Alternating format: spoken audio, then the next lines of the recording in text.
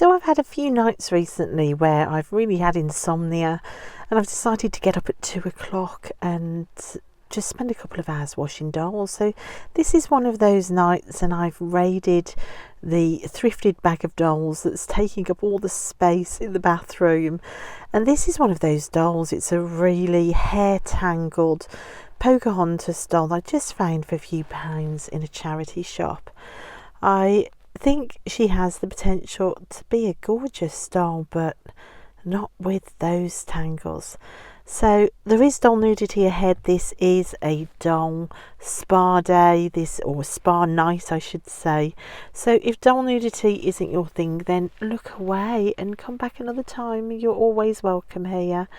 So let's see if I can sort out this mess. Now I have to say, on the last few videos I've made where questions about doll hair has come up, I feel like I've learned so much. So thank you everybody for sharing your wisdom about how to wash hair, how tinsel reacts to water, about boil washing, about glue seepage not affecting more modern dolls. They're all facts that I didn't know as what used to be an inbox collector. This is the first time really I've ever had to deal with washing dolls or doll hair issues.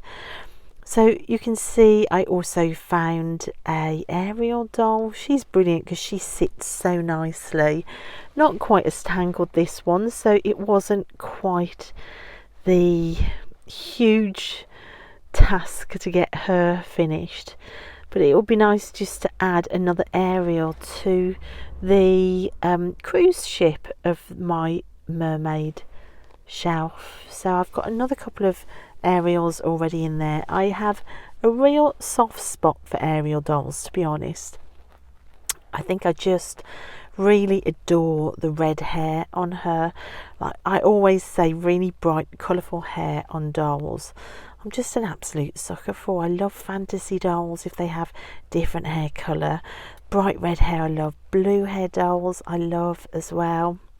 So this was a Mulan doll I found for a couple of pounds as well. Again, look at the state of the hair.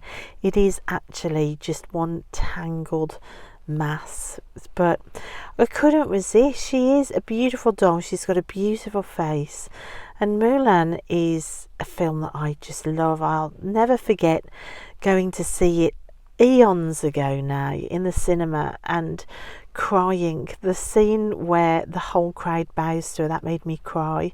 And then thrown into the mix of good measure, there is an Elsa doll, a Disney doll found for £1, and a fashionista.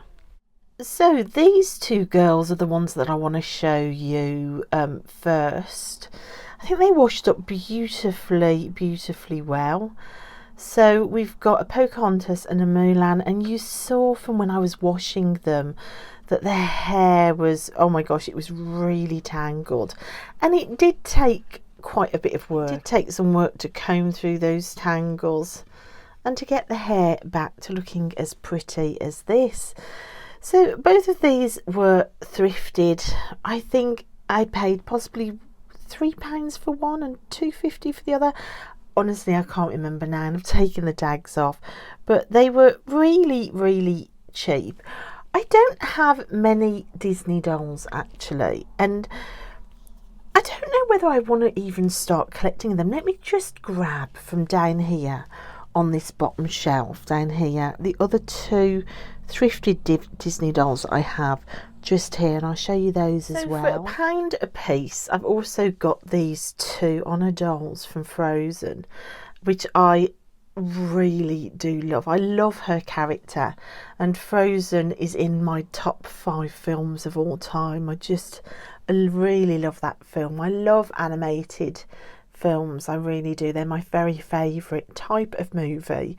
I'm not a great movie watcher, but I do love animated movies. I love Pixar, I love Disney. And Frozen really was one of my favourite films, as was Mulan. And I've never seen Pocahontas, if you can believe it. Never seen it. Don't know why, I've just never watched it. So these were all thrifted, and I wouldn't go out of my way to buy Disney new in store. It just doesn't pull at me like, say, Barbie does or Monster High. It just never has. But if I see these characters and these dolls for like £1, I'll grab them then. But with limited space, I'm beginning to wonder, what am I going to do with these dolls? And I think I might find a separate box for them to have them in there as character or story dolls for setting up. For setting up either dioramas or dolls' houses, or even like sort of spell work to bring in a certain type of energy. Because these dolls already have ready formed stories and characters, there's a lot there that I can pull on, both for like a storytelling element or for like a spiritual element, like to tap into an energy.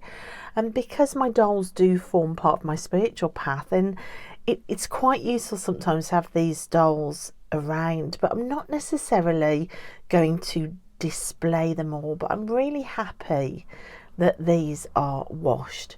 So these two girls you saw being washed. Now the other two girls, I've done something slightly different with them, and I'm going to show you those now. I'm going to explain why they look so different, because here they are here, and you can see they do look very, very different. So there's an Elsa doll here.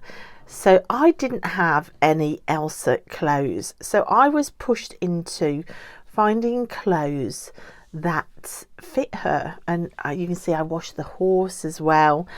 I found this little skirt, and then I found this little top which has got, it's got an image on of a playground slide. I don't know if you can see that, and it's bizarre because that's a motif and a drawing that I used myself in my own artwork, literally drawn like that. Can you see that? I'm going to take you into my bedroom and I'm going to show you some of my embroideries that have that motif on. It's quite extraordinary to see like a pared down drawing of a children's slide that looks like what I've used in my work. So here are some of my kind of mixed media embroideries and drawings. They're kind of embroidered drawings. I'll zoom in up here, high up on the wall up here. Can you see that there are playground slides at the top and a swing set, but drawn in a very kind of naive sort of children's scribble way, which is exactly what you've got on the t-shirt. And then the slide becomes like a black hole for all these characters to be kicked down. Now this is about the bullying of words. You can see there's more slide sets here, and bullying that started in childhood. So that's why I've drawn it like sort of animating from a children's playground, where you think you're doing something for fun, and then all of a sudden that slide becomes into a chute that throws you down into a pit. Look, there's these characters just sliding around these embroideries. So this is a series of embroideries I did called Sticks and Stones, from that old nursery rhyme, sticks and stones may break my bones, but words will never hurt me. And everything starts from that slide, the slide that will take you down into a really dark place. And you can see also in this drawing, there's like a hopscotch up the middle. So yeah, when I saw the slide drawn in the same way on that doll's top, I knew immediately that I wanted to use it. So you can see now why it was just so amazing to see like a kid's slide drawn the same sort of way. And the fact that it was just randomly picked out, was just trying to find clothes that might fit her. And the minute I put that top on, it kind of linked all of those ideas. And the thought of like Elsa in the movie, she was kind of banished by the cruel words of others when she ran and left the palace and froze the lake and ran away. She was running from the cruel words, the accusations of her being like a demon with these powers. And she was running away from people not accepting who she was, and she ran away to her palace to put like physical boundaries in before she could learn how to come back and to accept who she was and to live free of those words inside her.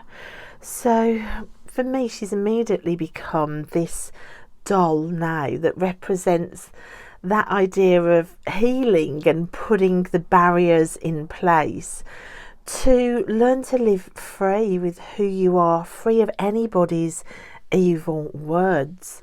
So I wanted to really use her as a doll for that, and I kind of gave her like an ice sword.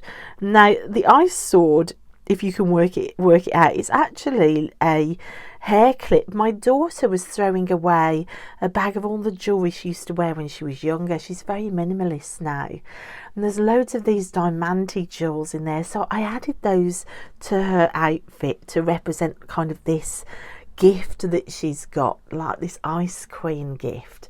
This is actually a bracelet that I clipped into her hair as well to kind of give her like a sort of an ice tiara crown for now.